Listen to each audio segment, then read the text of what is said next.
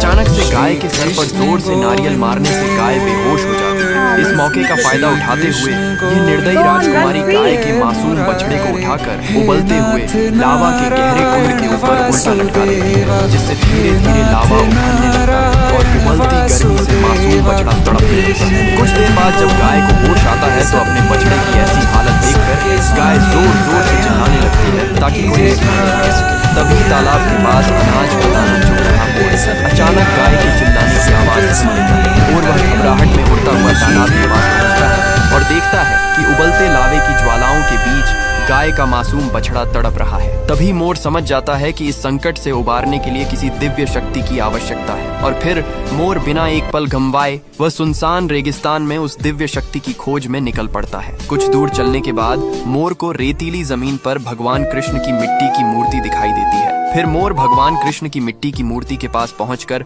शांत भाव से बैठ जाता है और श्रद्धा से कृष्ण नाम का जाप करने लगता है। कुछ समय बाद बांसुरी की मधुर धुन के साथ भगवान कृष्ण प्रकट होते हैं और जब मोर भगवान कृष्ण को सारी बात बताता है तो वे बिना विलंब किए गाय के मासूम बछड़े के पास पहुंच जाते हैं। फिर भगवान कृष्ण सुदर्शन चक्र का आह्वान करते हैं और अगले ही पल सुदर्शन चक्र की दिव्य ऊर्जा लावा के उफनते कुंड को शांत कर देती है और मासूम बछड़े की जान बच जाती है। फिर गाय और उसका बछड़ा खुशी से नाचने लगते हैं, लेकिन फिर भी किसी ने भगवान कृष्ण की इस महान लीला को